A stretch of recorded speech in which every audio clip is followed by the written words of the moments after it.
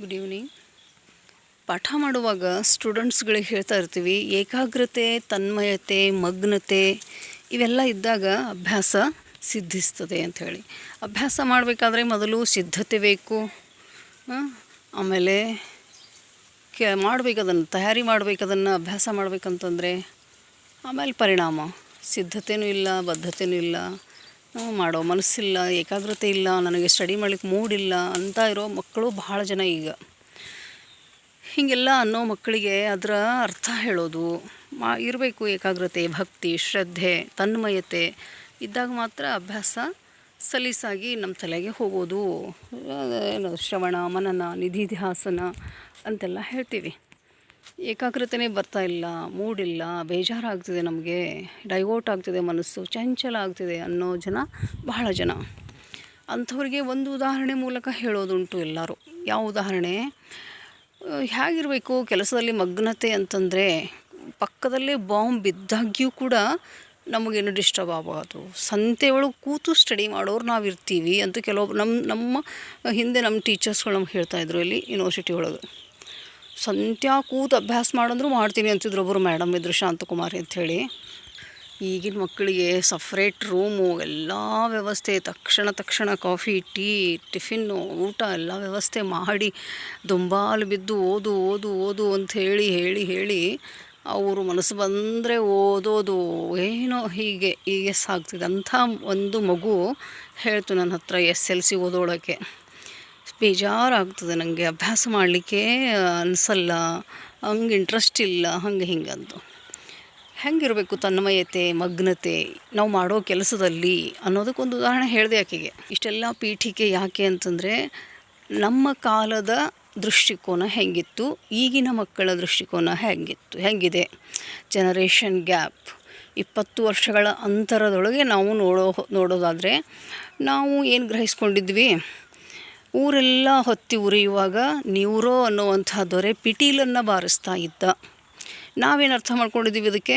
ಅದೆಷ್ಟು ತನ್ಮಯತೆ ಅವನಿಗೆ, ಅದರಲ್ಲಿ ಅದಷ್ಟು ತಾದಾತ್ಮ್ಯತೆ, ಅದೆಷ್ಟು ಮಗ್ನನಾಗಿ ಅವನು ಮೈ ಮರೆತು, ಊರನ್ನೇ ಮರೆತು ನುಡಿಸ್ತಾ ಇದ್ನಲ್ಲ, ಹಾಗೆ ಇರಬೇಕು ನಾವು ಕೂಡ ಅಭ್ಯಾಸ ಮಾಡೋದ್ರೊಳಗೆ, ಯಾವುದೇ ಕೆಲಸ ಮಾಡೋದ್ರೊಳಗೆ ಅಂತ ತಿಳ್ಕೊಂಡಿದ್ವಿ ನಾವು. ಒಂದು ಕೆಲಸ ಮಾಡೋಕ್ಕೆ ಶುರು ಮಾಡಿದ್ರೆ ನಮ್ಮ ಮನಸ್ಸು ಬೇರೆ ಕಡೆ ಹೋಗಬಾರ್ದು, ಚಂಚಲ ಆಗಬಾರ್ದು ಅನ್ನಲಿಕ್ಕೆ ನಾವು ಈ ಉದಾಹರಣೆಯನ್ನು ಇಟ್ಕೊಂಡಿದ್ವಿ. ಆವಾಗ ಮಾದರಿಯಾಗಿ ಇಟ್ಕೊಂಡಿದ್ವಿ ಇದನ್ನು. ನ್ಯೂರೋ ದೊರೆ ಥರ ಎಲ್ಲೂ ನಮ್ಮ ಮನಸ್ಸು ಚಂಚಲ ಆಗಬಾರ್ದು, ನಾವು ಏನು ಮಾಡ್ತಾಯಿದ್ದೀವಿ ಅದರೊಳಗೆ ಗಟ್ಟಿಯಾಗಿ ಇರಬೇಕು ಅಂಥೇಳಿ. ಆದರೆ ಇದೇ ಉದಾಹರಣೆಯನ್ನು ಇವತ್ತಿನ ಆ ಮಗುವಿಗೆ ಹೇಳಿದಾಗ ಶಾಕಿಂಗ್ ಆದಂಥ ಉತ್ತರ ಅವಳಿಂದ ಏನು ಬಂತು? ಅದೆಂಥ ಬೇಜವಾಬ್ದಾರಿ ಮನುಷ್ಯ ಅವನು, ಊರಿನ ದೊರೆ ಅಂತ ಹೇಳ್ತೀಯ, ಊರು ಹೊತ್ತಿ ಉರಿತಾ ಇರಬೇಕಾದ್ರೆ ಪಿಟೀಲು ಬಾರಿಸ್ತಾನಂತ ಹೇಳ್ತೀರಿ, ಅದು ಹೆಂಗೆ ರೀ? ಜವಾಬ್ದಾರಿಯಿಂದ ಹೋಗಬೇಕಾಗಿತ್ತು ಆತ ಹೊರಗೆ ದೊರೆಯಾಗಿ. ಅವನೇನು ಕಾಮನ್ ಪೀಪಲ್ ಅಲ್ಲ, ಅವನು ಕಾಮನ್ ಮ್ಯಾನ್ ಅಲ್ಲ ಅವನು. ಆ ರೀತಿ ಕಾಮನ್ ಮ್ಯಾನ್ಗಳದ್ದೇ ಜವಾಬ್ದಾರಿ ಸೊಸೈಟಿದಂತ ಹೇಳ್ತೀವಿ. ಅಂಥದ್ರೊಳಗೆ ಒಬ್ಬ ಊರಿನ ಅರಸನೇ ಪಿಟೀಲು ಬಾರಿಸ್ತಾನೆ, ಅಲ್ಲಿ ಸುಟ್ಟು ಬೂದಿ ಆಗ್ತಾಯಿದೆ ಅಂತಂದರೆ ಅವನೆಂಥ ಬೇಜವಾಬ್ದಾರಿ ಇರಬೇಡ ಅಂಥೇಳಿ ತಿರುಗೇಟು ಕೊಟ್ಬಿಟ್ಲಲ್ಲ. ಶಾಕ್ ಆಗಿಬಿಟ್ಟೆ ನಾನು. ಒಪ್ಕೊಂಡೆ ಅವಳ ವಾದವನ್ನು. ಸತ್ಯ ಅದು.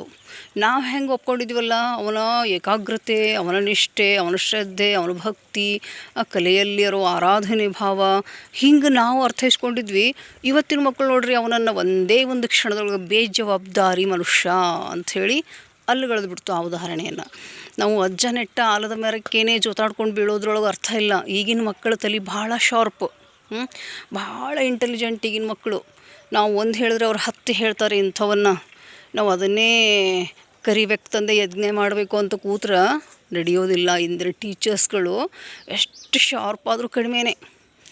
ಒಂದು ಅವರಿಗೆ ಅವರನ್ನು ಮೀರಿಸೋ ಗುರು ಆಗಬೇಕಲ್ಲ, ಗುರುವನ್ನು ಮೀರಿಸೋ ಶಿಷ್ಯ ಆಗಬೇಕು, ತಂದೆಯನ್ನು ಮೀರಿಸೋ ಮಗ ಆಗಬೇಕು, ಓಕೆ.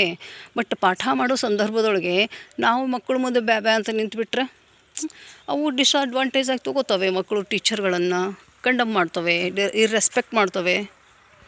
ಭಕ್ತಿಗೆ ಏಕಲವ್ಯನ ಕತೆ ಹೇಳೋದು, ಗುರುಭಕ್ತಿಗೆ, ಈ ಏಕಾಗ್ರತೆಗೆ ಈ ನ್ಯೂರೋ ದೊರೆ ಉದಾಹರಣೆ ಕೊಡೋದು, ಇವೆಲ್ಲ ಬಿಡಬೇಕಾಗಿದೆ ನಾವು. ಪ್ರಾಕ್ಟಿಕಲಾಗಿ ಏನು ಮಾಡಿದ್ರೆ ಮಕ್ಕಳು ಮುಂದುವರಿಯೋಕೆ, ಅವರ ವ್ಯಕ್ತಿತ್ವ ವಿಕಾಸ ಆಗೋದಕ್ಕೆ ಮೋಟಿವೇಟ್ ಮಾಡಬೇಕು.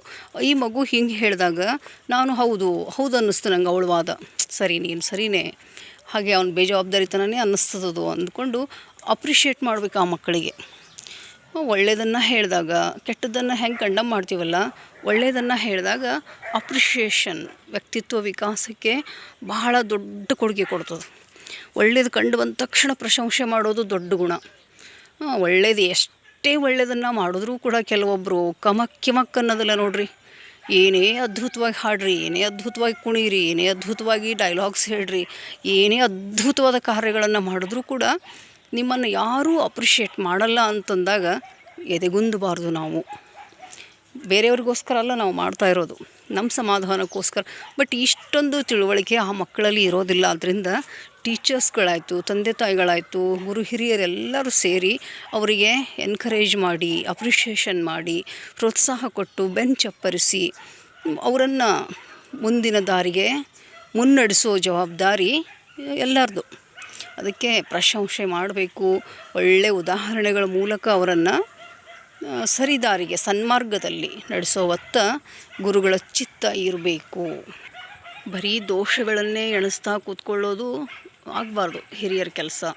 ಅವರಲ್ಲಿ ಇರುವಂಥ ಒಳ್ಳೆಯ ಗುಣಗಳನ್ನು ಕೂಡ ಗುರುತಿಸಿ, ಪ್ರೋತ್ಸಾಹಿಸಿ, ಅವುಗಳ ಬೆಳವಣಿಗೆಗೆ ಸಹಕರಿಸಿದಾಗ ಉತ್ತಮ ವ್ಯಕ್ತಿಗಳ ನಿರ್ಮಾಣ ಶಿಕ್ಷಕನಿಂದ ಸಾಧ್ಯ, ಶಾಲೆಯಿಂದ ಸಾಧ್ಯ.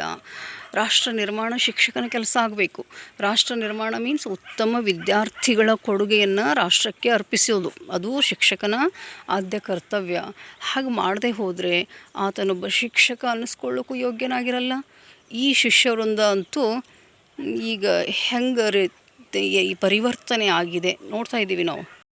ಮಕ್ಕಳನ್ನು ಸನ್ಮಾರ್ಗದಲ್ಲಿ ನಡೆಸೋದಕ್ಕೆ ಶಿಕ್ಷಕ ಅದೆಷ್ಟು ಹೊಣೆಗಾರನಾಗಿದ್ದಾನೋ, ದುರ್ಮಾರ್ಗದಲ್ಲಿ ನಡೆಸೋಕ್ಕೂ ಕೂಡ ಅವನೇ ಕಾರಣೀಕರ್ತ ಅನ್ನೋದು ಸಹಿತ ತಳ್ಳಿ ಹಾಕೋ ಹಾಗಿಲ್ಲ. ಮನೆಯಲ್ಲಿ ಅಪ್ಪ ಅಮ್ಮ, ಶಾಲೆಯಲ್ಲಿ ಗುರುಗಳು, ಅವನ ಸಹಪಾಠಿಗಳು ಅವನ ವ್ಯಕ್ತಿತ್ವ ವಿಕಾಸದೊಳಗೆ ಅಥವಾ ಹಿನ್ನಡೆಯೊಳಗೆ ಬಹಳ ಪ್ರಮುಖ ಪಾತ್ರವನ್ನು ವಹಿಸ್ತಾರಾದ್ರಿಂದ ಎಲ್ಲರೂ ಸೇರಿ ಮಕ್ಕಳ ಸರ್ವಾಂಗೀಣ ವಿಕಾಸವನ್ನು ಮಾಡೋದರತ್ತ ನಾವು ಗಮನ ಕೊಡಬೇಕೇ ವಿನಃ ಬರೀ ಅವನೊಳಗಿನ ದೋಷಗಳನ್ನು ಗುರುತಿಸಿ ಅವನನ್ನು ಕಂಡಮ್ ಮಾಡಿ, ಹೀಯಾಳಿಸಿ, ಅಪಮಾನಿಸಿ, ಮನಸ್ಸಿಗೆ ನೋವು ಕೊಟ್ಟು ಅವನ ಆಂತರ್ಯವನ್ನು, ಮನಸ್ಸನ್ನು ಕುಗ್ಗಿಸಿ ಮೇಲೇಳದಂತೆ ಮಾಡೋದಲ್ಲ. ಪ್ರಾತ್ಯಕ್ಷಿಕ ಚಟುವಟಿಕೆಗಳ ಮೂಲಕ ಹುರಿದುಂಬಿಸುವಂಥ ಪ್ರಾಯೋಗಿಕ ಕಾರ್ಯಗಳು ನಡೆದಾಗ ಮಾತ್ರ ವ್ಯಕ್ತಿಗಳ ವಿಕಾಸ ಆಗೋಕ್ಕೆ ಸಾಧ್ಯ. ಮಕ್ಕಳು ಹುಮ್ಮಸ್ಸಿನಿಂದ ಎಲ್ಲ ಚಟುವಟಿಕೆಗಳಲ್ಲಿ ತೊಡಗಿಸ್ಕೊಂಡು ಶಾಲೆ ಒಂದು ನಂದನವನವಾಗ್ತದೆ, ದೇಶ ಕೂಡ ನಾಳೆ ಉತ್ತಮ ಪ್ರಜೆಗಳನ್ನು ಪಡ್ಕೊಳ್ಳುತ್ತದೆ ಅಂತ ಹೇಳ್ತಾ ಧನ್ಯವಾದ.